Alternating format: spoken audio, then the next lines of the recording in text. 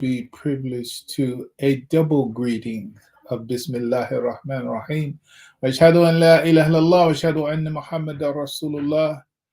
Assalamu alaikum wa rahmatullahi ta'ala wa barakatuh. Alhamdulillah. Thank you all for being with us today. Now, today I am flying solo. Haja has other matters that she has to address, and that's fine. So that means it's you and I. And let me go ahead and get the screen up. I'm very interested in, since I have the time, I'm going to go ahead and take a little more time to share some things with you. Okay, so today it's me and me alone, and but it gives me an opportunity to lay out much more formally, and I think that based on the amount of time we could use. Avoid being oppressive to your consciousness of it. This is a course that we're still talking about. We're still addressing the power and the force of a plan. We're still addressing the power and force. If I could get an individual to accept a flat statement, that statement that I would want them to accept is that there is transcendent power in your plan. When your plan is structured in the way that it should be structured, it's smart, it's real, it's grounded in law and the knowledge of the thing that you are, quote unquote, planning or trying to create. When you have that, when you have done everything you need to do in order to say, okay, here's the plan, you're complete. You step away from it and you say, here's the plan. I'm saying to you that plan is exerting power in the nature of creation. I don't know. It's just like, electric battery or something. Let's say, for example, if you construct it in the power is there, and it is capable of doing what it is capable of doing based on the laws that constructed it. So if I were able to do that, that would be the point that I would want all of us to grasp. Okay. So therefore you understand that's what I'm trying to do. What I'm walking through now is details, because perhaps individuals can't take it on face value or just as a pure statement, because I would expect, as it was for me, there would be some kind of a disconnect between, you mean I can just have a written plan and that plan is actually having some effect in the nature of creation? It's like, I don't get it, and I understand it. The place that I am right now is after scaffolding or building the stepping stones to that conclusion. And so I'm actually going back. I've already given you the conclusion. You develop a plan, put that plan in order, that plan constructed properly, that plan will have force and effect in the nature of creation. That's the conclusion. Everything I'm saying now is intended to give you the building blocks, the premises for that particular conclusion. Now, I am particularly, interested in students of Imam Muhammad Muhammad understanding that this is not outside of the pale of his knowledge. In fact, it is inside the pale of his knowledge, and I'm satisfied this is a part of those things that the Imam gave us with the objective that, okay, whoever gets it, they'll get it. When they get it. And that's the way I feel about it. So I'm going to go on with that. Inshallah, with Allah's help and a bit of discipline on my part, I'll just read this through, because we read this many times. But we want to go over it again with the time that's available to us tonight.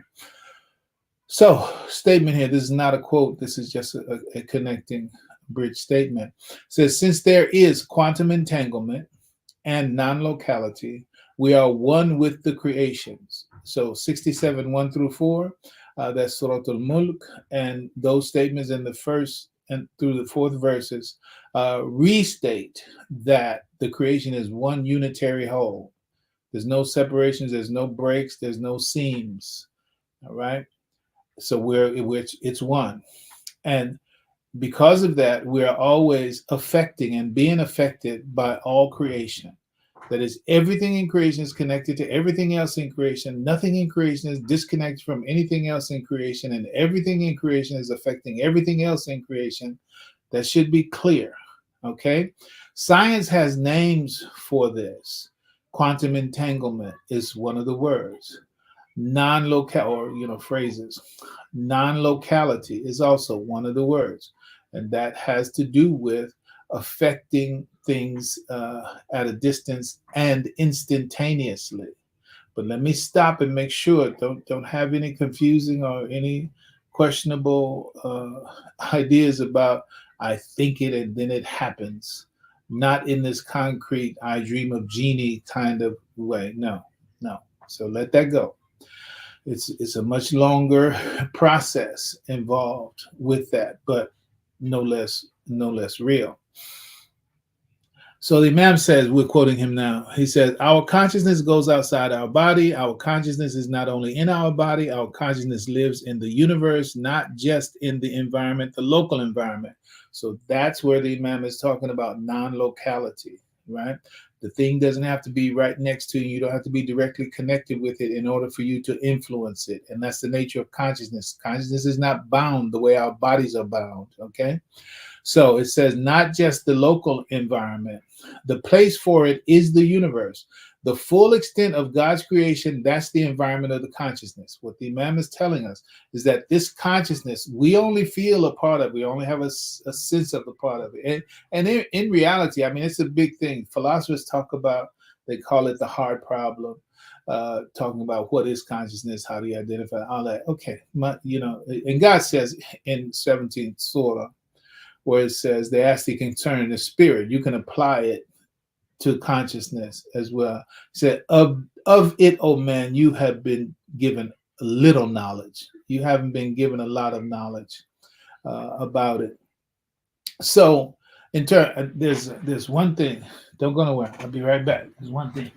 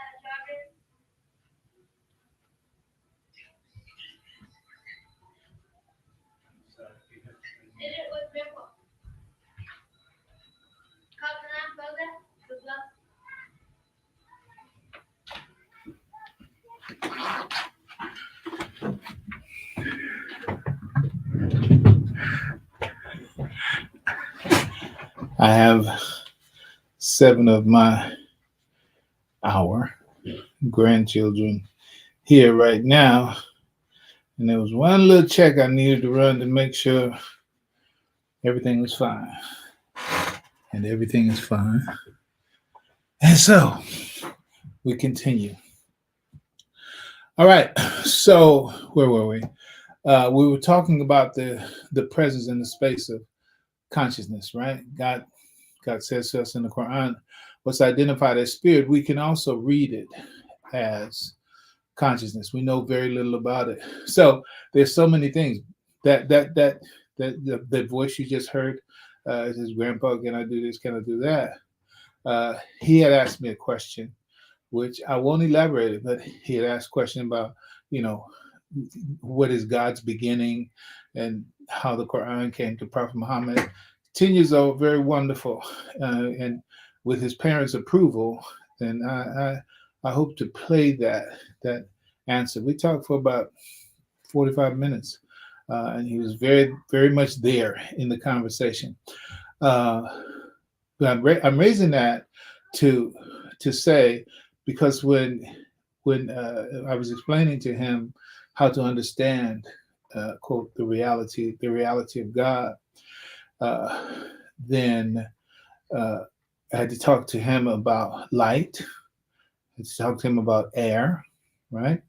When I talk to him about air, it's like everybody depends on air, but air doesn't depend on anybody, right?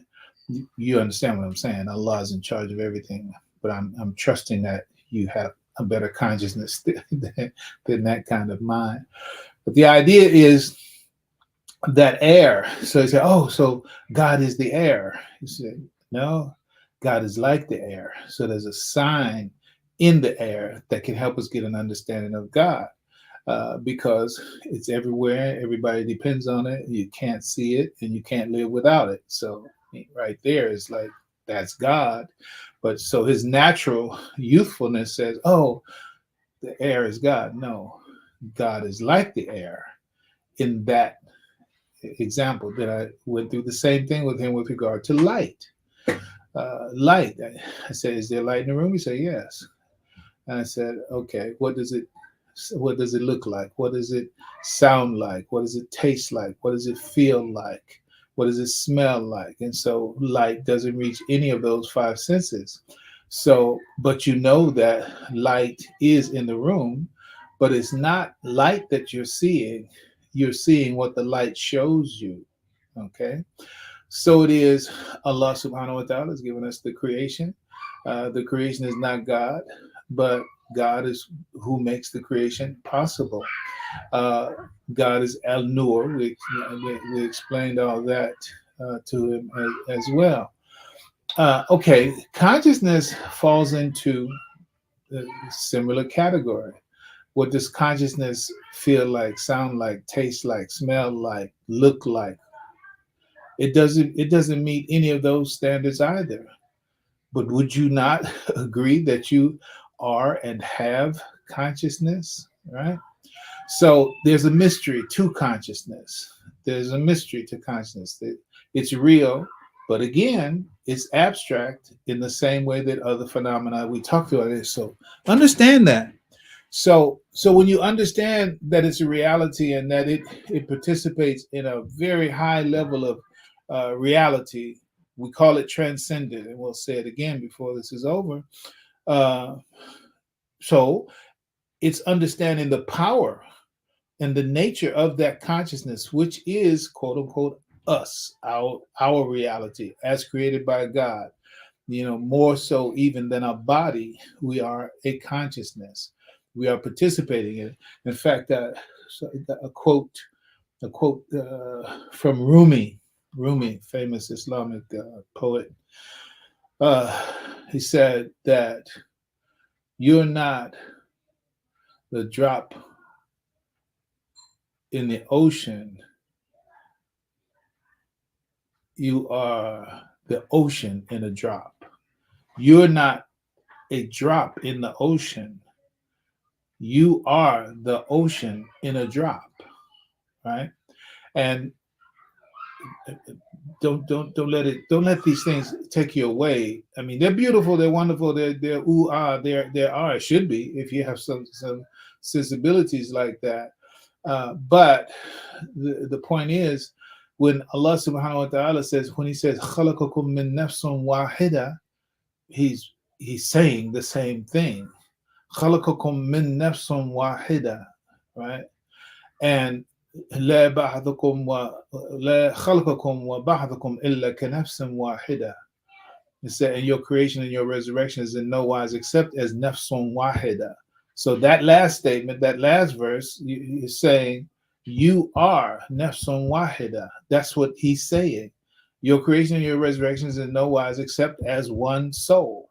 So you are nafsun wahida. Then in the first one, which is the first verse of the fourth surah of the Quran, he's saying, Ya nasu taqu rabbukum alladhi khalaqakum min nafsin wahida. And all of you are created min nafsin wahida. You were created min nafsin wahida in 4:1.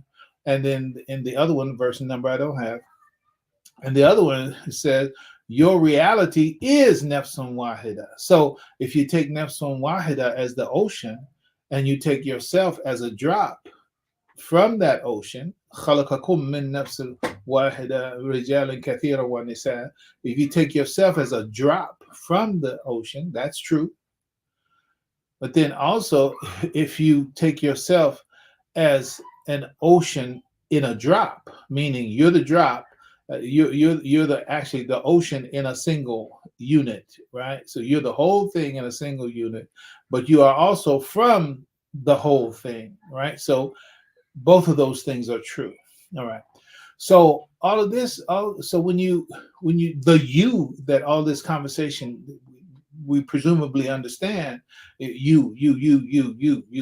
presumably understand what we're talking about, but it's speaking of us in our reality. We are a consciousness. We are a consciousness, right? We're alive. We're conscious, etc. But again, what does consciousness look like, taste like, smell like, feel like, sound like? What does it? Doesn't have that kind of palpability. It's a reality. So it goes to all that. Okay, let's finish this statement. So understand your own mystery. God says they make similitudes for us and forget their own creation, right? Not just our creation from, i.e., its beginning, and our own, matriculation, evolution, gestation, all of that, moving from baby to adulthood, etc. No, not forget their own creation, but it means your own reality as a creation. You're trying to figure out God, you need to figure out yourself, because your consciousness is mysterious and it's right there. It is you. But do you understand the mystery of you? So God is saying, okay, I'm good. That's me talking. What about you? All right. So what the Imam is telling us here, he's giving us some cues, some keys that we can begin to do what's called inference making, which is reasoning, right? So let's go on. So everything is influenced by everything else. That goes to the quantum entanglement. That goes to the non-locality. Everything is influenced by everything else. That's the way that the Imam actually defines spiritual. He defines spiritual as spiritual is obedience to certain influences. So everything in some way is spiritual because everything is influenced by everything else, right? So this universal kind of gravity, now listen to how he qualified this universal kind of gravity, and more than just gravity. He said that he doesn't want us to stop at these classical and even the quantum physics design, but more especially and more directly and more immediately the classical ideas about physics. He said, I don't want you to stop there thinking, okay, yeah, I'll use the word gravity so you can get into what I'm saying. But I'm not just talking about gravity. I'm talking about other influences, right? That are at this point unnamed influences, right? But not just gravity, all right? So this universal kind of gravity, and more than just gravity, but other influences, this is universal influence. This is what he's saying. He's saying an influence that is part and parcel and emanates, pervades, all right? Scientists use terms like that is scale invariant, meaning it is forever the same, consistent everywhere. Okay. So he says this universal influence, invisible forces. We use terms like angels and the like. Angels is just angel is the category of existences that we don't have names for, forces that have not been named, right? So air pressure, we got a name for it, but that's an angel. Before you had a name for it, it was an angel, right? To the extent that it's something that was active, functioning, doing what it does, real and existing, but we didn't know what it was. We didn't have a name for it. We didn't have a package for it, right? So, in any case, so the invisible force is working between things, okay? And the universe is a spiritual environment for those things. Listen to those words from Imam Waradin Muhammad. The universe is a spiritual environment for those things. Don't just think the universe is a material environment for those things, or a concrete environment for those things, or an objective environment for those things. It is an abstract, a spiritual environment for those things, right? And repeating the definition Imam gave in other writings, spiritual means being influenced invisibly, right? Continue the Imam's quote here. He says, in all the worlds, we find our world. In all the worlds, we find our world, right? And we find them in our world. So that's back to the ocean and the drop and the drop and the ocean, right? We're in it and it's in us. It's very, very important, because once you embrace that, once you accept that, once you believe that, and then you quote unquote, you map the world on those axioms and on those laws and on those rules and on those truths, then you reason with those as facts. You reason with those as facts. Okay? So in all the worlds, we find our world and we find them in our world. For all the worlds, we can relate something in our world. That means there's a correlation, there's a correspondence, there's a mirror reflection of whatever is out there. There's a correspondence and there is a mirror reflection of it in us, right? It's like the literal sun out there that you and I see every day, and you and I can be standing, quote unquote, beneath that sun at the same time. That sun is not in you the way that it's in the air, or rather in the sky out there. But what it is, as a message, as a meaning, as an abstract content functioning inside of us in the way that the sun functions in the material environment, yes, that sun is in me. And the same with the moon, and the same with the stars, and the same with every other element. So there, the Imam says, when he says, for all the worlds, we can relate something in our world that will show us them where they are.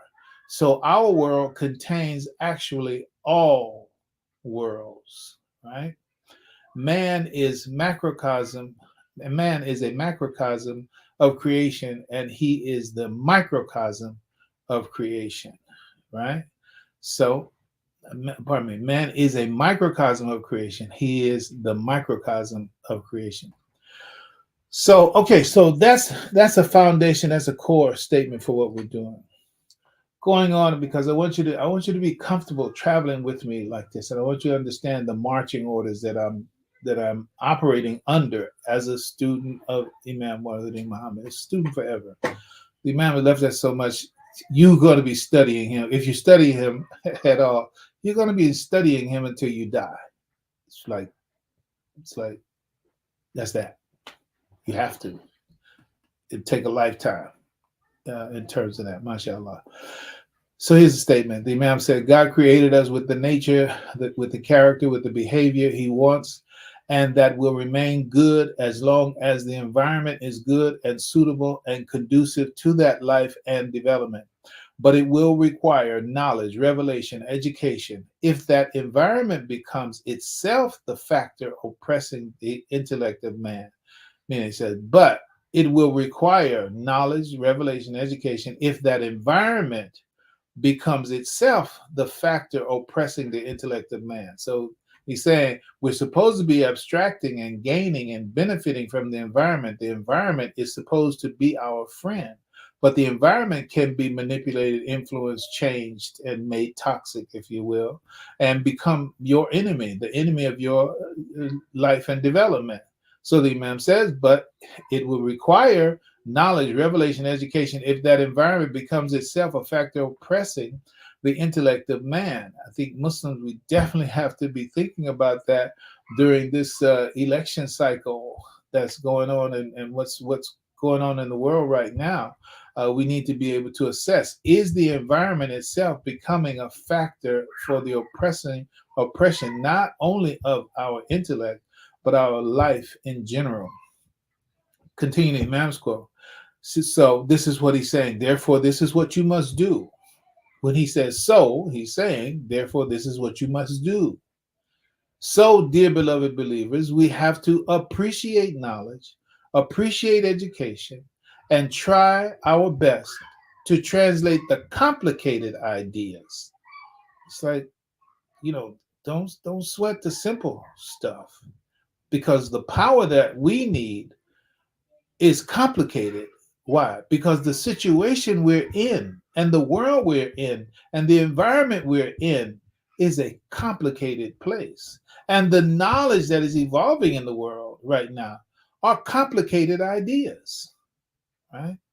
So we have to try our best to translate the complicated ideas and theories into the language of the common person so they can get the benefit. And that's what we're, inshallah, doing here. Something that we've covered in the past two segments, but this is to lead up to what my hope and prayer is, the final address of this subject. Oh, my watch needs to be charged. So I want to set my clock here so I can.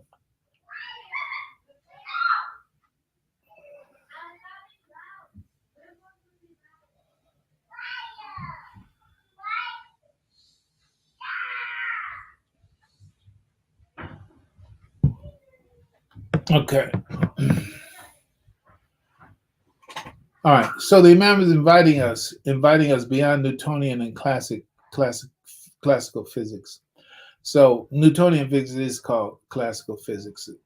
Everything that third law of thermodynamics and all those other axioms that are ascribed to or labeled as Newtonian. But let's get through this so we can get to where we want to go. Okay, so the Imam talked about this interconnectedness, right? And when you look at Surah Al-Mulk, which we talked about, 67, 1 through 4, and then 21:30, which is the Big Bang, that verse is the Big Bang verse where everything was joined together as one, and then we clove it asunder. So that is everything that's expanding right now. If I had some taffy or whatever, and it was in a ball, and then I started just stretching it like that, it's still all connected. This is on one side, one extreme, this on the other extreme. This one is still connected with that one, no matter how far apart it is. So it is with everything in the universe. Everything in the universe, it's just a stretching of the same stuff. And nothing is disconnected. Nothing is separating. There's no fissure, etc. So we've said that enough. So yeah, the Big Bang, you got the statements of God that everything is one. And then now, and the powers and the forces, and I call it Abraham's night vision, where God says in the sixth, yes, I believe it's the sixth surah, Surah Al-An'am 75 through 79, where God says, thus did we show Abraham the powers and the laws of the heavens and the earth, that he might have certitude, yaqeen, certainty, right? And so we have this universal interconnectedness, the powers and forces which we've talked about, this universal forces, universal types of influences beyond gravity. These are just universal forces. There's no numbering them. Okay. So, and the powers and the forces that mutually influence and transform the potential in the universe into particular things, right? Just take the earth. Uh, what's kind of language they use? I think they've used now uh, the Goldilocks planet or something, the Goldilocks spot or whatever. That is to say, the Earth, it just so happens to be in the perfect place to produce life as it is on Earth, right? So the search is for, is there another Goldilocks spot somewhere out of all these galaxies? That's what man is searching for with, with the Webb telescope and all the other probes that we've sent out into space and the universe. Where's the Goldilocks spot for being able to say, oh, there must be another Earth? So some people are just absolutely positively convinced that there has got to be another planet just like Earth where there is some life. MashaAllah, alhamdulillah. Keep looking, and inshallah. But God, Allah subhanahu wa ta'ala, revealed the Quran, and He says, Inni ja'ilu fil ardi khalifa. I am making in the earth. Now, we gave that label, earth. Allah, so we translate ard to be the earth. So this is where the revelation came. This is where we got it. So this must be the place. All right. So here we are, on this planet. When we speak about the potential in the universe to transform these disparate elements into particular things, right? The universe and its dynamic forces, influences, powers, etc., gave birth to the earth, right? And other dynamic forces operating upon this orb finally gave us the ozone layer, and then gave us 21% oxygen environment, and gave us the right atmospheric pressures and blah blah. The right relationship between the oxygen carbon dioxide exchange between the plants and the human beings, etc. It's like, okay, God made this by the nature of the forces that He set in place, and He blessed us to be on this planet, right? And so from all the universal possibilities, Allah creates particular things. And I've just given just the example of the earth itself. The earth is a particular thing that has come into existence by virtue of the transformative potential in the universe itself. It was created by Allah's design and by His will out of the nature of creation. So alhamdulillah, we thank Allah for our creation and for His creation, and how His creation created. And He says, don't think of yourself that you're a bigger matter than the creation. All of it's easy for Allah subhanahu wa ta'ala. But don't think you're a big deal. And that's really a problem when people get arrogant. People calling themselves God. Golly. Man, it's okay. So that's history, right? So the idea is that God made us out of what He made. Fitratullahi lati fatara nasa alayha. Fatara nasa alayha. 30:30 of the Quran said, no, it wasn't made from you. You were made from it. It was made before you, and it's more powerful. Nothing can rise higher than its source. Nothing can rise higher than its source. Oh, okay. What do you mean by that, bro? Well, one of the things is that try to get out of this universe. Just try to get out of this. Try to rise higher than it. Just try to escape. No, you can't escape. So therefore, that suits the rule. Nothing can rise higher than its source, right? Okay, can the universe be bigger than God? No. Why? Because nothing can rise higher than its source. The universe didn't create God. God created the universe. And since God is the source of the universe, then the universe can't be bigger than God. People want to call the universe God and whatever. Okay, go ahead. That's what you do. But for Muslims, we're done. It's like Allahu Akbar. Allah is bigger, greater, more important than what? Everything. Right? Let's move on. It's just so easy to stay there. That's just fun, basically. Spiritual physics embraces the transcendent power and force of your consciousness. Okay, so now we're taking a step back into this strange thing, consciousness, right? This not well understood thing, consciousness, right? But remembering that you shouldn't be mystified by consciousness. You shouldn't let people mystify you using the word. It's just a word. Consciousness is just a word that it's labeling something that is a reality. And you can call it yourself. Now, as we see the English there, your soul, your nefs. That's fine. You don't have to get lost in it. It's there. So, like everything else in the nature of creation, everything has its particular powers. Particle, right? My consciousness is a particle, is a particle of creation, meaning it's something particular from the creation. So it's a particular of or related to a particle, right? So my consciousness, that drop in the ocean that I am, okay, all I am is I'm just a particular uh, portion of this universal consciousness.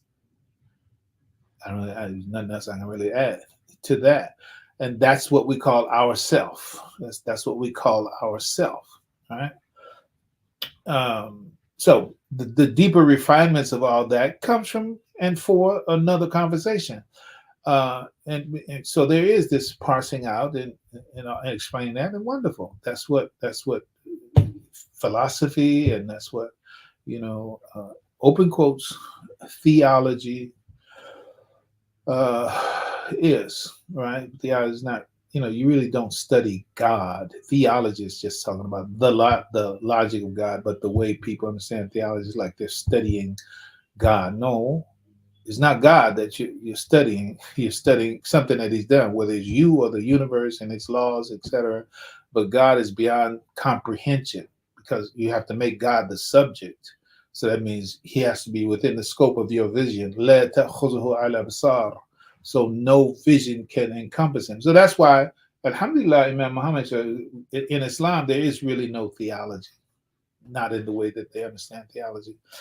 Let's keep going. So spiritual physics embraces the transcendent power and the force of your consciousness. So this is a big thing that we need to understand. That thing that is you and / that is in you, that consciousness, that you, that reality of you intended by God to come into existence and become embodied in the bilateral symmetry that we call human beings right now. This is just a casing. The reality is in that God just he blessed us to come into awareness, self-awareness, existence in three-dimensional space and time for a very short period of time. I'm said will be. What will I be? 24, 73. So it's like that, shorter than that in the total scheme of time. But getting past that, since we only have a limited amount of time, so that thing that you and I are, man, there's so much power in there, Muslim. That consciousness, whether you understand it or not, get it or not, blah, blah, blah. But if you can accept to say that, oh, okay, that's Adam. Okay, just if you can just accept that your consciousness is Adam. Don't think Adam complete. No, you're not Adam complete. You're Adam in evolution. And not Darwinian evolution. We already got the body stuff, and it didn't come from monkeys. Otherwise, there would have been a monkey every now and then being born from a human being. Since the latent origin is ape, but we don't need to spend no more time with that. So the idea is that once you embrace your quote unquote the spirituality of your existence as a human being, and see and understand that as the Adam, ADAM, Okay, then that means that everything that God says about Adam in the Quran is true about you. Okay, us, we. Okay, so what did he say about Adam? علم آدم الأسماء كلها. I taught Adam the knowledge of the nature of everything. So in every, like, you're not a drop in the ocean, you are the ocean in a drop. You're not the drop in the ocean, you're the ocean in a drop. So whatever Allah did for Adam, teaching him the knowledge of the nature of all things, it's not that that is something that is external to you. No, that is part and parcel of your reality that at this moment we're talking about as consciousness. But we're not conscious of all of what Allah has endowed us with by the nature of our creation. That's why the Quran in Surah Al-Shams, it says, blessed is he that causes it to grow. Blessed is he that causes it to grow. Blessed is he that causes it to grow. What is the it? The it is the consciousness of what God has put in you. So it's there, but you're unaware. It's there, but you're unconscious of it. And you can say also, and that's where it is. It's in your unconscious. I'm not talking about daddy issues, mommy issues, electric complex, and all the rest of that Oedipal complex. Let it go. Because you exist, because you live, everything that Allah did for Adam is with you, but it is latent, and you have to grow to the point of being able to tap into it. And this is the great blessing and the great favor. This is the perfect favor that Allah has done for us, which He speaks of. El-yawma akmaltu lakum dinakum wa atmamtu alaykum ni'mati wa raditu lakum al-islam ad-din. He says, this day have I perfected for you your way of life, and have completed my favor on you, and have preferred for you al-Islam as a way of life. So what Allah has revealed and given to us, and by the grace of Allah, if we have sincerely embraced al-Islam, He's blessed us to come into the awareness, new consciousness of the Quran and of Muhammad and of al-Islam. And He brought us into a place where, okay, now go for it. Grow your excellence, grow that nature, grow that gift that I put in you. It says, ذَلِكَ الدِّينُ قَيِّمًا لَا تَبْدِيلَ لِخَلْقِ اللَّهِ ذَلِكَ الدِّينُ قَيِّمًا. It says that is the religion, quote unquote, that is the way of life, right and straight, upright, don't change it. That's the religion, but most people don't understand that. So just practicing al-Islam is gardening the garden of your soul, right? And then that's when the fruit comes out, and the herbage and the grape, فَأَخْرَجَ الْمَرْعَى, right? Surah Ar-Rahman, all that comes out. So, okay, so know that's the reality. Know that it's in you. The very fact that you are a conscious being there's a fact. There's no empty consciousnesses. Anybody who's alive and has this consciousness, everything is there. You're fully loaded, right? But everybody is not blessed to accept, believe, embrace, and work to cultivate it. That's what God says.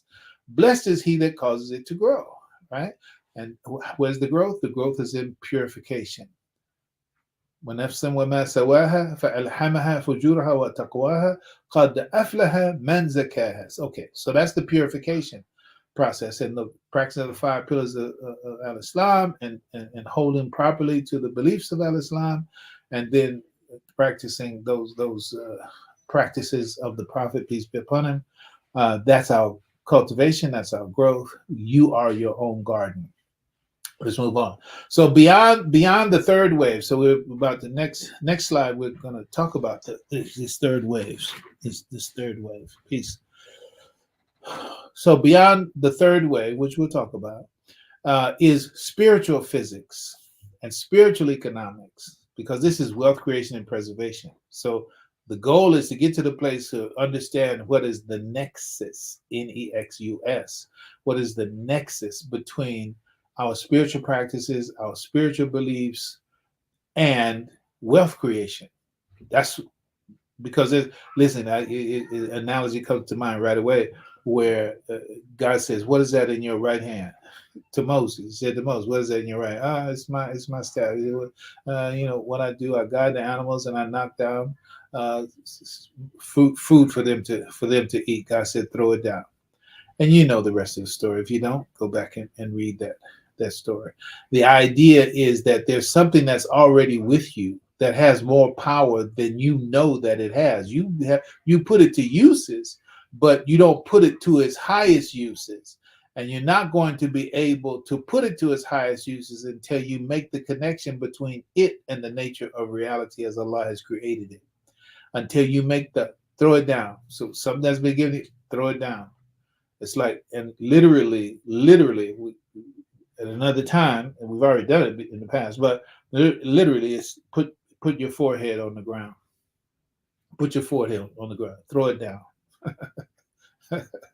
And then when you connect with that, it's going to put more power in your being and in your consciousness. It's going to bring out more of that is latent and that is subconscious, etc. It's going to come more and more to the fore. And literally, the rod of Moses is the brain and the spinal cord, the nervous system. And we've done a whole thing on the significance of the rod of Moses. But so just understand. So the third wave is beyond.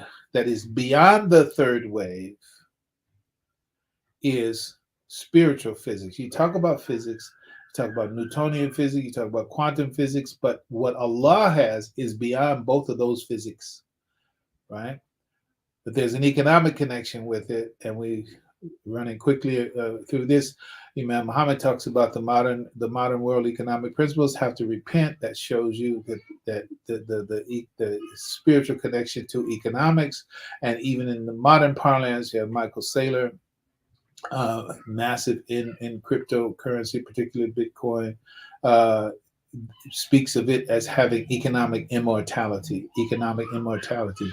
These are not pipe dreams. These are not. This is not foo-foo, woo-woo rhetoric. Or this is the actual concrete fact at the level that transcends the common and historical legacy understanding of economics and spirituality, having kept them completely separated.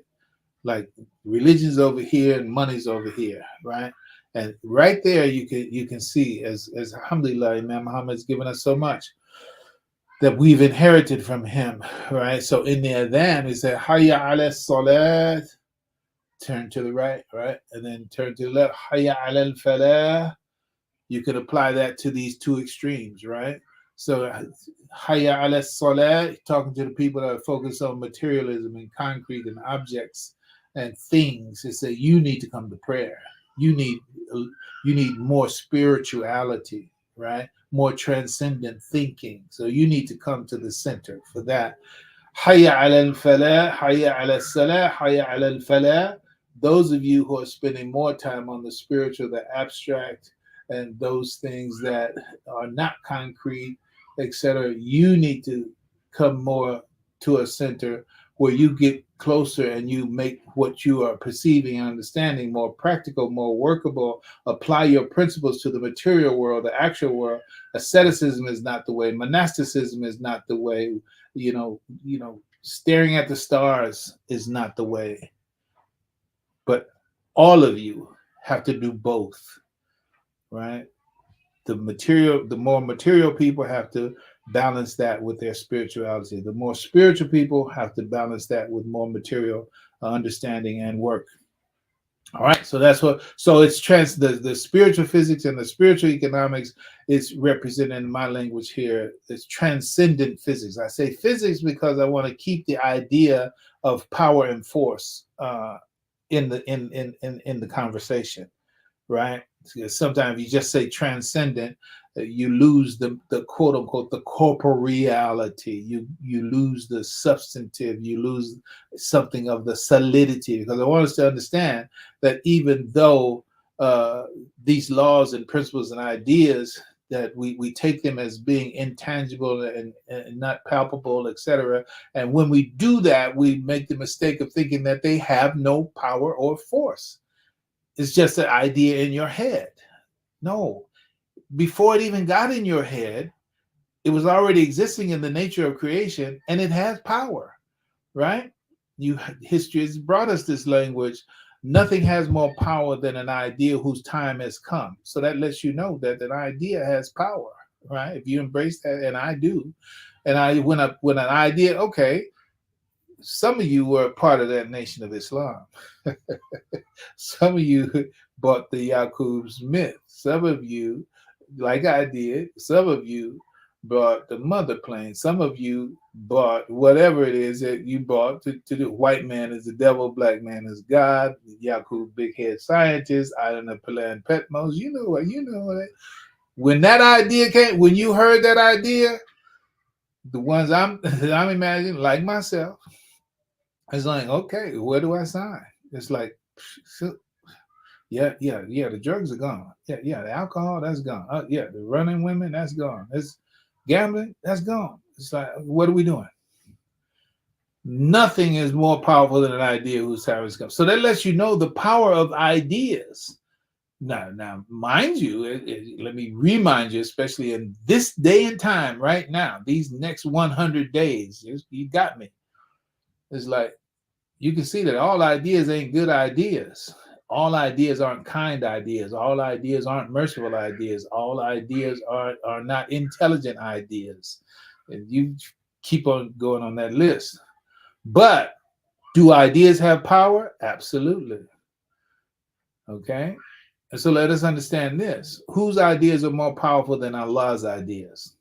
Whose principles are more powerful than Allah's principles? Whose values are more powerful than Allah's values? None. And all of that's in the Quran. Okay, so when we embrace that, to speak in the context of economics, because everything, the reality of life is fields within fields, right? It's like nested fields. Look it up. If that doesn't strike you right away, get it. Just Google it, do something. What is the meaning of fields nested within fields? Because that's the reality. There's layers to everything in the nature of creation. Whatever you see, there's another layer below that and beneath that or above that. It's always. وَفَوْقَ كُلِّ ذِي عِلْمٍ عَظِيمٍ. So God says, over everyone that's knowing, there's one that knows more. Right? That's how it goes. All right, and so it is with everything else in the nature of creation. It is also layered, tabaq on tabaq, right? Stages upon stage, layer upon layer, etc. That's reality. So we're talking about this transcendence. So we're talking about tapping into, being aware of, embracing the reality of there being a transcendent physics, meaning there's power and force that transcends the Newtonian world, the quantum world, and it is tied to that consciousness that we are by nature as created human beings, the Adamic nature, right? That we are, that's beyond just pure biology and psychology. All right, so we called it transcendent physics, right? And at that level, it brings us into the power of ideas, principles, and values, right? So take this concretely, take this explicitly, take this as a rule, as a principle, as a law. Ideas and principles and values have power and force. Ideas and principles and values have power and force, right? So now these bodies become okay, let's use the automobile as an example. You all know about NOS. We have Fast and the Furious 500, meaning number 1, 2, 3, 4, 5. I think as many as 10 of them. Fast and Furious, and that thing, that jet fuel like stuff is called NOS, right? It's NOS, nitrous oxide, I believe it is. It just when you flip that switch, right? So in terms of the power that the ideas and the principles and values of what Allah has revealed is beyond petrol. It's beyond whatever other kind of fuel that's used. That's what the ideas, when we use and embrace and understand the ideas and the principles and the values that Allah has given us. There's just touch on these because I'm not going to say that, but I want you to get a feel for it, right? Um, so angels, right? When we talk about angels, so angels are unseen, unknown forces that operate in the world, um, and and again, the Imam in our statement, let's go back and find. He says, "For all the worlds, we can relate something in our world that will show us them where they are." Right? He says, "In all the worlds, we find our world, and we find them in our world. For all the worlds, we can relate something in our world that will show us them where they are." So that statement from the Imam is saying you can see angels and understand angels. I'll just put it understand. Don't be walking down the street. Let me see. Maybe that's an angel. It may be, but don't go on no mission. I'm gonna try to see angels wherever I stop. Just know that there are angels. I'm about to hit you with something that you might need to fasten your seatbelt for. But in any case, angels. So there are people that let's use the matrix just for an analogy, just for analogy purposes, right? That means that you've seen the matrix, at least the first one. I'd be surprised if anybody listening to this. Yeah, no, I never saw the matrix. Okay, I don't know, maybe you're 15 years old. Move on. So the idea is that in that matrix, right? So you have the agents, right? So you have the agents, and what you realize in the movie is that everybody who's connected to the matrix, these human beings who think that they are living their own lives, these agents can come up in anybody. The one that always comes to mind right now is there was a helicopter pilot when they were trying, when whoever it is, Morpheus was trying to escape from being captured and tortured and da da da da. So the helicopter pilot, and then so the helicopter pilot became the agent. So that agent could operate, they could get into anybody that they wanted to because they were the ones who are in control of the matrix. And so therefore it shows up in anybody. All right. Now put that as an analogy for understanding how angels can operate in our lives, right? Allah can send into anybody, quote unquote, an angel, or use anybody as an angel, right? So of course you have the story of Jibril when he came, white clothes, black hair, no sign of travel, nobody knew him, stepped over everybody, came right to the prophet, put his knees on the prophet's knees, hands on the prophet's thighs, started asking the prophet questions, and then left. And then the prophet said, "Go find him." Go find him. Nobody could find him. Nobody could find him. And they said, "Do you know who that was?" And no, Allah and his messenger knows best. It said it was the angel Jibril. He came to teach you your religion. So the angel Jibril came in the form of a man. Okay. Also, we know that the angel came in the form of a man to Miriam, alayhi salatu wasalam. Praise and peace be upon her. And also, we know that the angels came in the form of men to Ibrahim, alayhi salatu wasalam.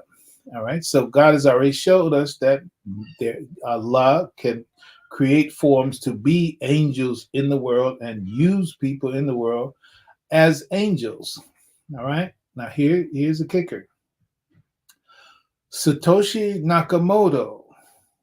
Nobody knows who he or they were, are, etc. And they left something that can be described reasonably and without fear of contradiction, something that has economic immortality and solves the economic problems of the globe. If it's given, just like Quran, if the Quran, I think Bitcoin is greater or equal to the Quran. Stop it.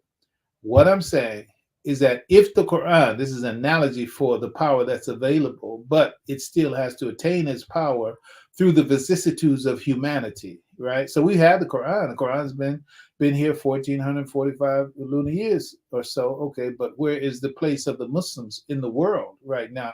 Is the Quran really flexing? I'll use that word, flexing, the way that it really has the potential to flex. When God says in the Quran that if there's a reading, if there's a Quran that can move mountains, this is the book. Are the Muslims moving mountains right now? Maybe somewhere in some small ways, etc. But should the Muslim world and the world of Muslims be so subordinated to the Western powers and other powers around the globe right now? That apparently the real power of the Quran is not in force yet, right? So the point is that we have the Quran, and I'm saying that's the case with Bitcoin. Let me go ahead and say it. That's the case with Bitcoin right now. It's like Bitcoin is like a gift that has been given. And I have scripture for everything I'm saying on this. It's a gift that God gave to the world, and Satoshi Nakamoto is an angel like. Nobody knows who they are, who they he were was is what. And when you look at the power, the perfection of the math and the science that makes this thing what it is, it's perplexing and beyond. As like the Quran said, create a verse like it. It's like there's no competing app or what have you like Bitcoin right now, and nobody controls it, right? Yeah, there are those that are influencing it, but that's a whole nother story. I'm not gonna stay there too as long. So we got about 20 minutes left, and I don't want to get lost over there. So I'm saying it's very easy. So you can look up, go ahead and look at the Satoshi Nakamoto documentary. And so when I say that, very much, it feels very much like an angel that Allah subhanahu wa ta'ala sent to give us that, and we have it now, and they're gone, and nobody knows who they are. There's an example. There's a wallet. So Satoshi Nakamoto, how can you say, mined the first block. You can find that. All you gotta do is the first block of the blockchain of Bitcoin was mined when. Okay, you got that. So you can find that literally. Okay, and so in terms of that, and now there's a wallet, and these wallets are all transparent. You can it's a global accounting system, a global ledger. That's what Bitcoin is described as well, which everybody can see. So there's a wallet that has 1 million Bitcoin in it. There's a wallet that people, you can sit there and watch it, like the Tomb of the Unknown Soldier or whatever. People can see it online. 1 million Bitcoin, right? Bitcoin right now is somewhere in the order of 69,000 per coin. So you do the math. 69,000 times 1 million.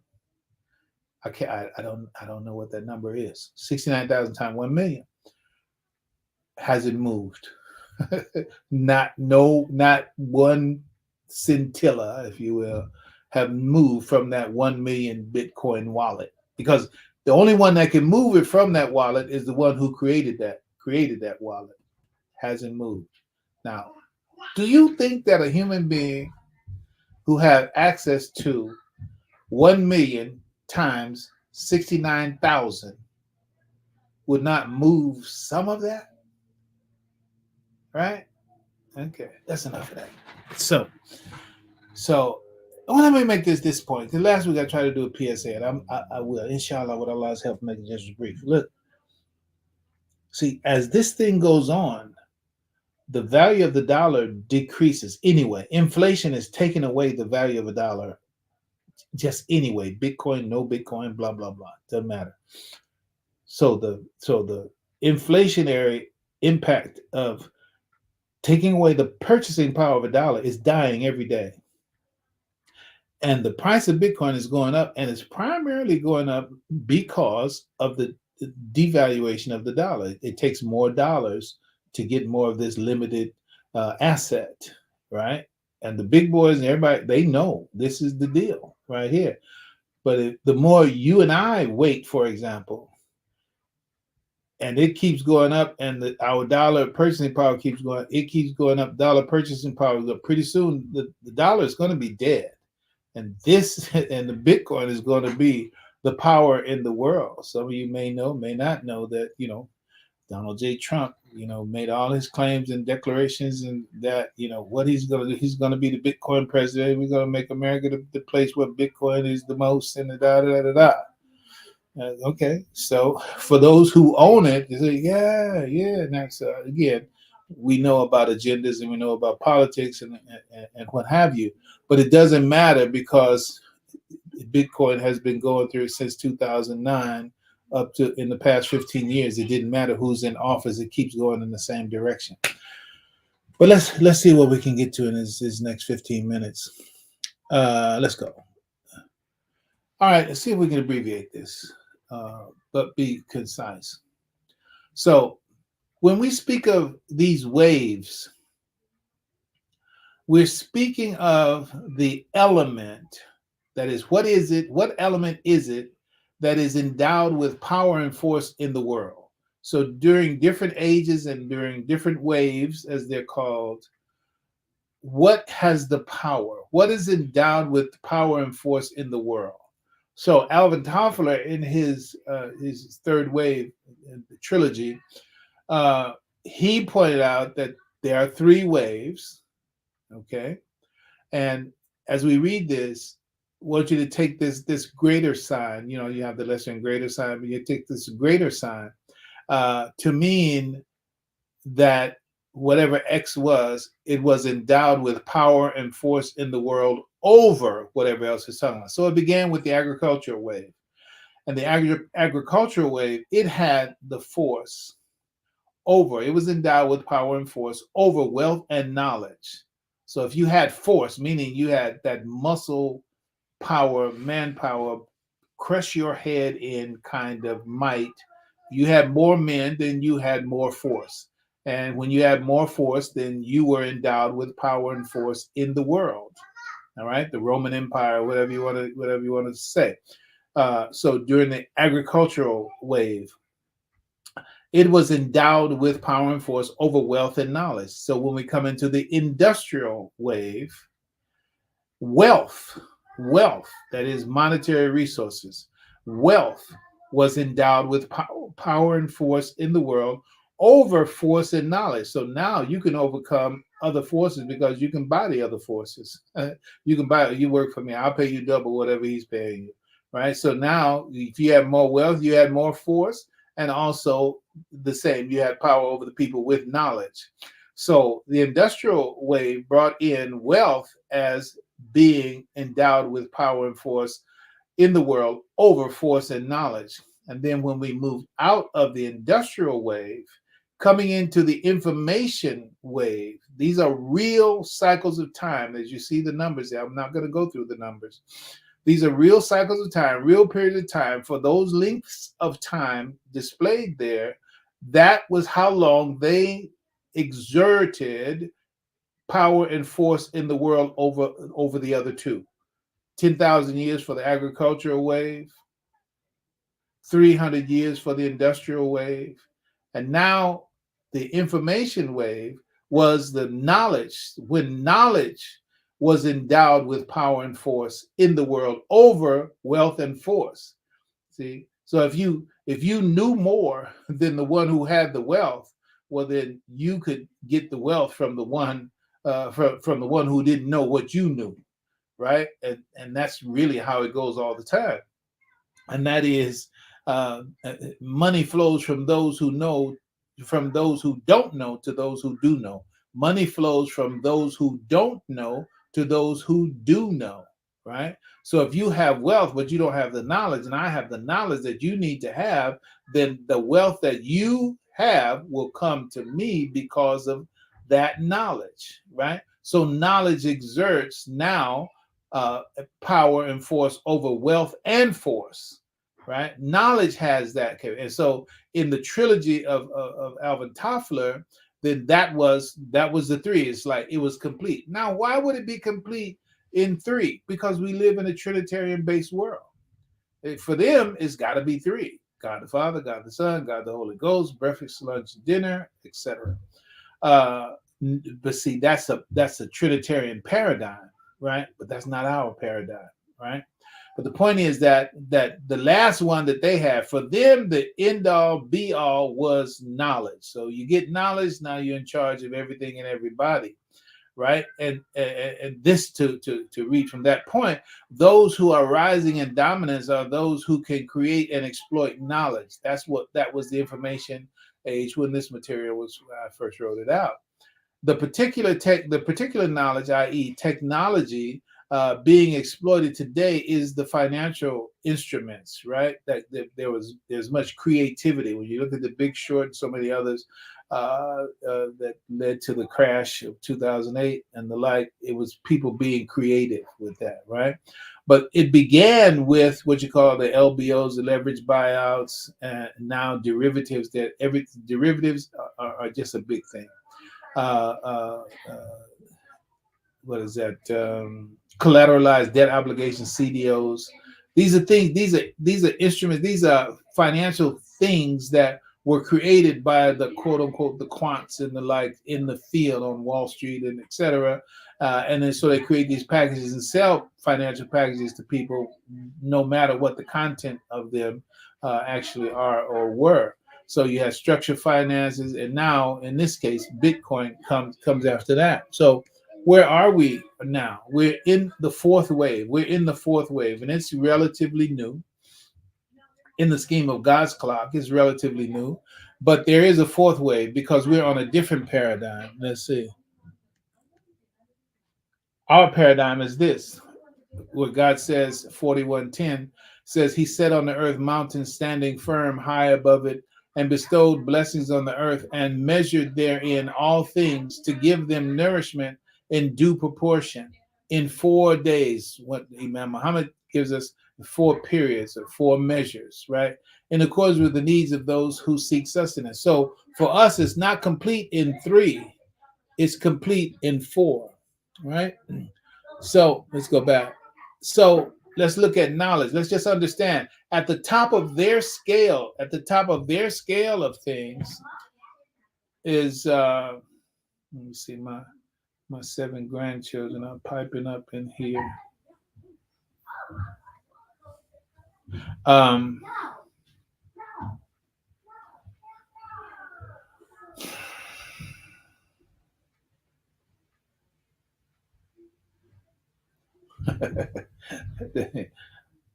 They must hear me texting them.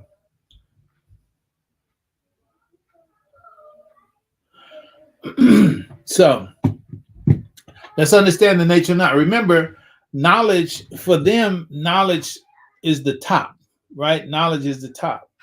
So since knowledge is the top, then let's look at what's the real power of what they consider to be the top.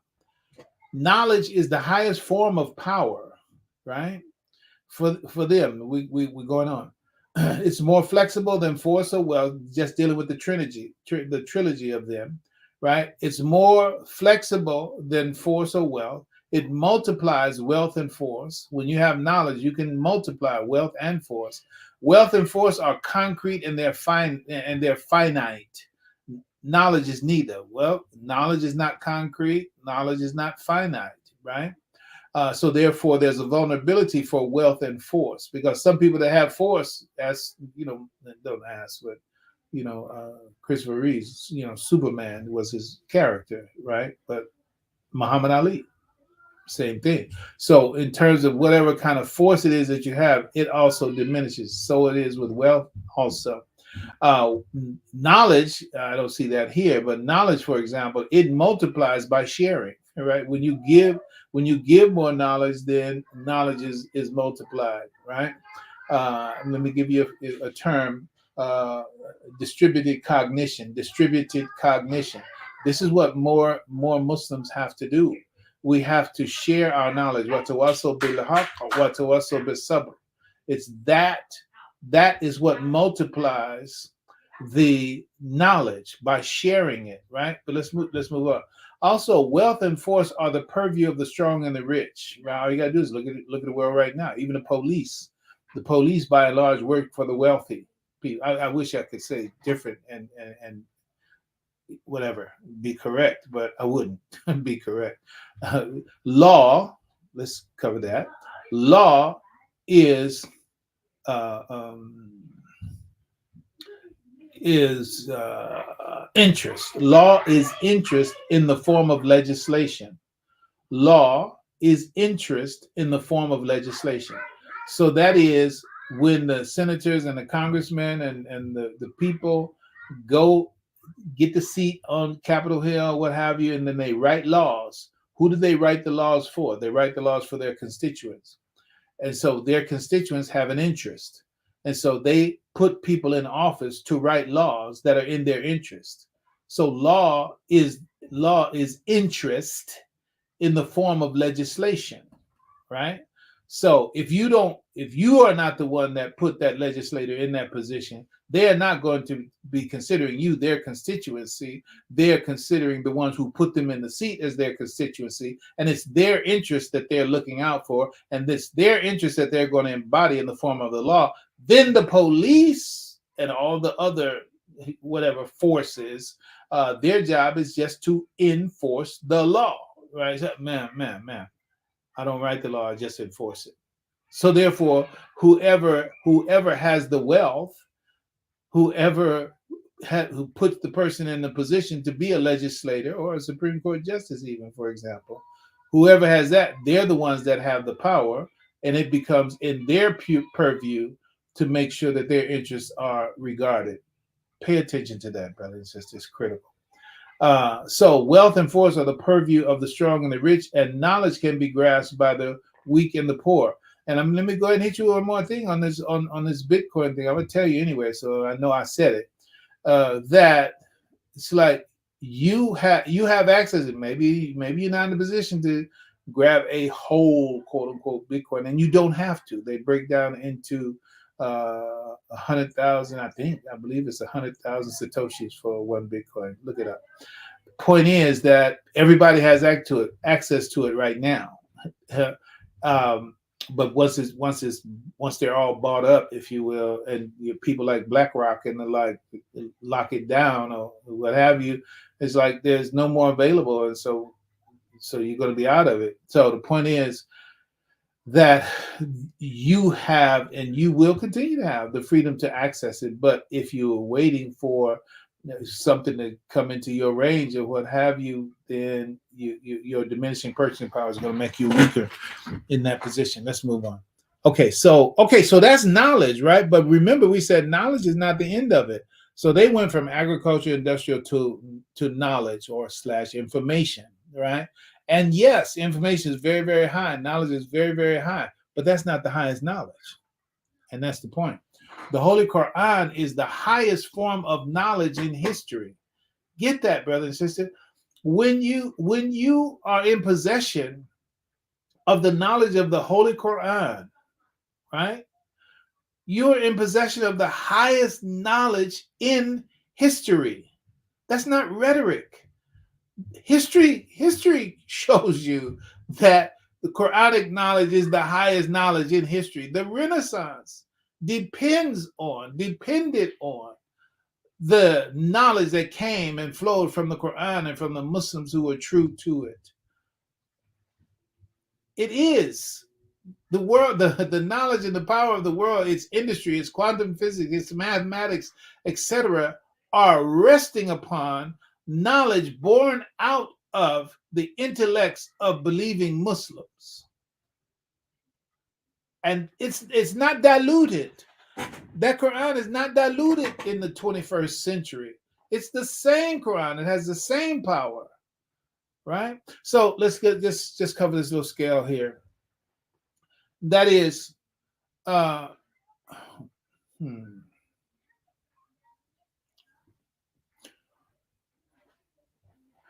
okay. There are two analogies. you know what? I'm gonna stay on the right side of this this chart, right here. I'm not gonna go through it. There is a correlation between the first squeeze of the prophet and the star of Abraham. There's in the second squeeze of the prophet when he received the revelation, and the moon of Abraham. And Abraham seeing the star, moon, sun, right? And Prophet Muhammad, peace be upon him, had the first, second, and third squeezes, right? After the third squeeze, we got the Quran, right? It began, Iqra bismi rabbika alladhi khalaq, okay? After Abraham had gone through star, moon, sun, then we got Tawheed and Yaqeen. We got conviction and the understanding and the awareness of the reality of God beyond all material creation. Okay, that'll be a summary of those two.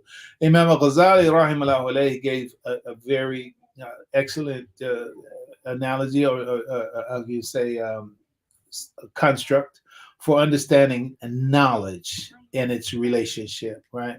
There's knowledge that's intuitive knowledge, but that intuitive knowledge, meaning that what you just feel, if you will, that intuitive knowledge, though it's good, is not as good as common sense. Knowledge gained by common sense is more useful and more dependable than knowledge gained by intuition, in the sense meaning that I just feel like that's right. I'm not just talking about wahi, but intuition is fundamental to all human beings. It's the base layer of knowledge, but it's not as good as common sense, meaning what you can trust your senses to show you is higher than intuition. But then common sense is not enough. You have to rise to the level of science, right? And when you understand science, the nature of science, and you can talk about science, in the word science, you can find the word signs. You can find the word signs. What science does is look into the signs, and through those signs they abstract by observation. But that's science, and whatever material science shows us, even what it discovers, is still only a sign of the truth that's behind what they've been observing. But higher than science is revelation. And what Allah reveals transcends the science of the world, the common sense of the world, the intuition of the world. And that's revelation. So that's the highest form of knowledge is revelation, and the Quran itself is the highest form of knowledge in history, right? All right, and actual scientific history, the power holders of knowledge in history, all right, given the stolen legacy, got it, granted, got it. Okay, let's move on. But Greek philosophy, for as far as the world that we live in right now, Greek philosophy was first the primary in, especially the Western map of the evolution of knowledge. That's the world we live in right now. Greek philosophy was dominant from 300 BC to 500 AD, right? And then the scientific history, Newton's physics, Newtonian physics, broke the stranglehold comes to mind, but whatever. It broke the dominance of Greek philosophy with his discoveries in 1687 up to 1915. It was that knowledge. So we're coming to a close. My clock has clicked. So the Greek philosophy was the knowledge dominating the world, the thinking, the mindset, the perceptions, etc. It dominated that all the way up until 1687. All right, 1687 to 1915. Newton's stuff came in the 17th century, changed the paradigm, changed the perception, changed the foundations of knowledge in this world. But then it was unseated in 1915. And that unseating began in the 1900s with quantum physics. Quantum physics replaced and displaced Newtonian physics with the crown of knowledge, right? It went to quantum physics, right? All right. But then remember, it's not complete at 3. Whatever we're talking about is not complete at 3, it's complete at 4. So what is the fourth? We've already seen was the fourth. The prophet, first squeeze, second squeeze, third squeeze, Quran, Abraham, star, moon, sun, Tawheed, and Yaqeen. So these, again, the thinker, philosopher, scientist is also the parallel for the star, moon, and sun from a analogy to mind model. So then Imam al-Ghazali, intuition, common sense, science, and then revelation at the top. Okay, so when you talk about scientific history, Greek philosophy, Newtonian physics, quantum physics, and then this MS is material science that agrees with revelation. See, that's the nexus that we were talking about. You don't throw away the material science. You bring the material science to the revelation and let the revelation show you the signs in the science. And now you have the highest form of knowledge of the time. That's the knowledge that has been endowed with the power. Let's go back and get the language clear. It's endowed with power and force in the world over all other knowledge. That's the knowledge that's endowed with power and force over all other knowledge. That is the Quran with its material science and its revelation and its revelation, what its revelation gives us as understanding and even as revelation and even as hypotheses for more science that is transcendent even to quantum physics, but of which quantum physics it can be read as you must read whatever science gives you. You don't read it as the end, you read it as a sign as to what is behind it, right? Just like you look at the sun, it's not the sun, it's the knowledge that the sun is reflecting to us by its way of being, right? And so it is with all science, right? You get the understanding of the science and then you make the translation. Okay, so that's an analogy. Whatever you discovered about water, the boiling point of water, the pressure, and all these other scientific language stuff, whatever it is, all it is a sign that you have to learn how to translate into. Okay, since that says that, then what does this mean, right? We could talk about Higgs boson. We could talk about those other things. This is not about Fahim. It's the nature of reality. It's the nature of reality, and that power that we saw, that Renaissance power, and that polishing up and cleaning up of Greek philosophy, that and the introduction for the Newtonian physics that came from Muslims who had their eye, heart, mind, and spirit on the Quran and their belief and faith in Allah as he reveals himself. They put that to work, and that's what we glory in, the glorious age of Al-Islam. That age is available indeed. It's actually upon us now because the knowing of that is present. Okay, now the point is, now who's doing it? That's the critical thing. So let's close out. So we're actually in fourth wave economics now, because the sliver of what I've been talking about is that the goal is for us to understand, apply this to economics. Apply it to economics. And I'm saying it's fourth wave economics based on everything I've said so far.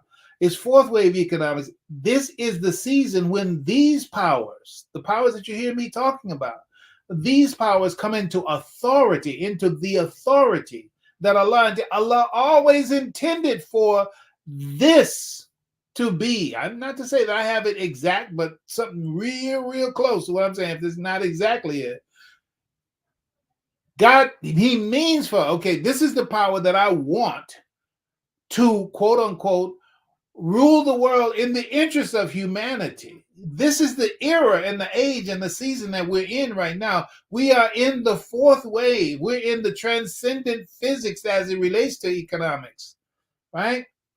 And since we're talking about economics, it relates to other things as well, but we're talking about economics. It's wealth creation and preservation, right? So the fourth wave economics is the season when these powers come into the authority that Allah intended for them. When he said, Inni ja'ulu fil ardi khalifa, I am creating something to rule everything by my will on the earth. By my will, not their will, by my will on the earth. We're in that season right now. When you come to economics, I just told you about this thing that Allah has blessed us with, that the originator cannot be found and identified, and the perfection of the thing itself on the earthly mathematical computational level cannot be defeated, cannot be broken. This is a divine blessing in the economic world right now, and it's to know it right now before it's just gone, not gone out of sight, but gone out of reach. For you and I, the last shall be first and the first shall be last. Matthew 20:16. There's a connection. It's like, if you miss it now, it ain't because you haven't been told. All right, let's keep reading. It is time for transcendent spiritual knowledge. That knowledge aligned with the creator of the heavens and the earth to ascend to the throne. See, that's that fourth wave right here. Material science and revelation. It's time to rule. There used to be the Greek philosophy ruling. We know Kemet, ancient Kemet. I got you. Don't ever think I forget that. Greek philosophy, Newtonian physics, quantum physics, all those are subordinate to material science that is in accord with God's revelation. When you got that, you have the best, right? So this link right here, let me see.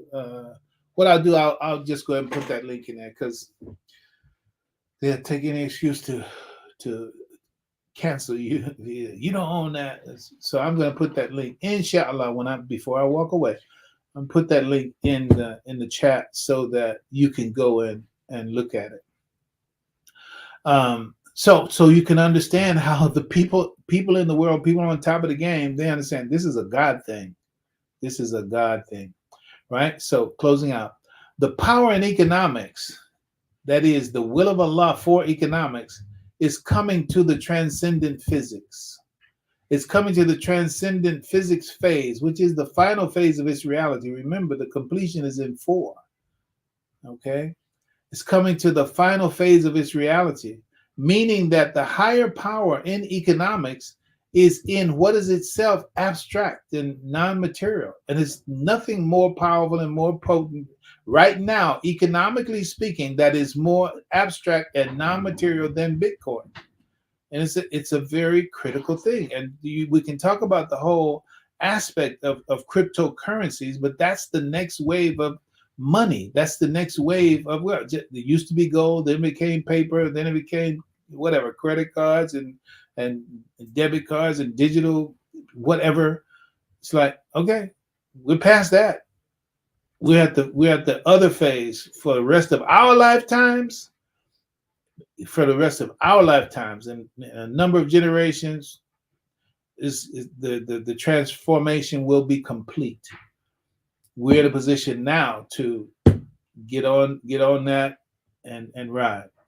So spirituality, one says, was Nassim Haramein, I believe he's the one that I heard this from. Spirituality is the physics we have not yet understood. It's like there's a physics component, there's a power and force component to spirituality. Most people, when they think about physics, again, it's Newtonian physics, quantum physics, etc., but they haven't come to see spirituality as itself being a type of physics. And I'm saying, just to coin a phrase, the spirituality as relates to economics is transcendent physics.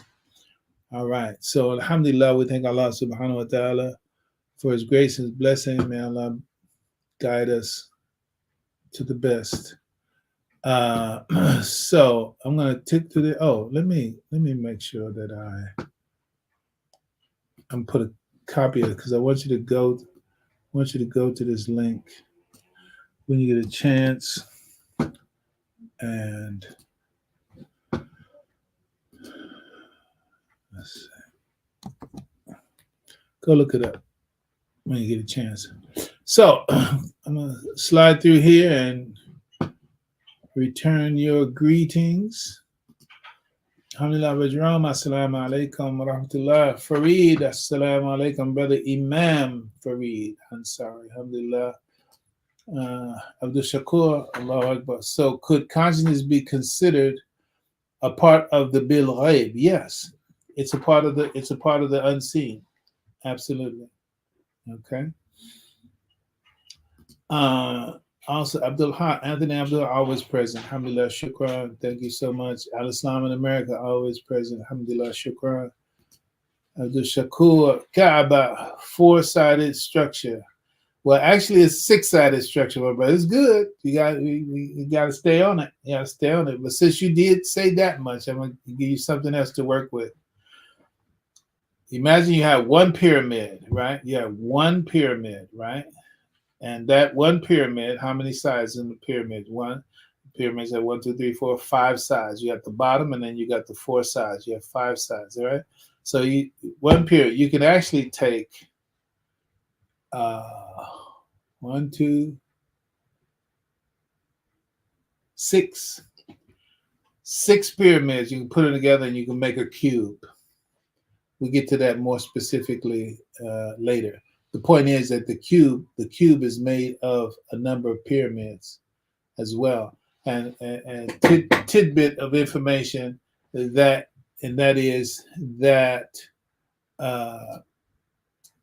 the the material Earth, the physical Earth, the said center of the material, if you took all the material and aggregated it and considered it all as a unit, then the pyramids would be the center of the physical Earth, where they're placed.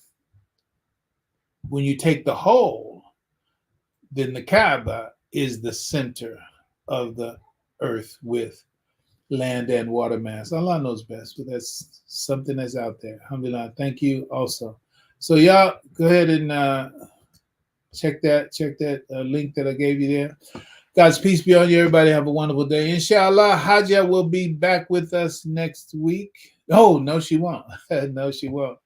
I'm not gonna put her business in the street. It's good business, but I'm still not gonna put her business in the street. She'll tell you when she comes back. All right. Everybody have a wonderful day. Allah's peace be on you. Assalamu alaikum wa rahmatullahi ta'ala wa barakatuh. Now we closing this out here.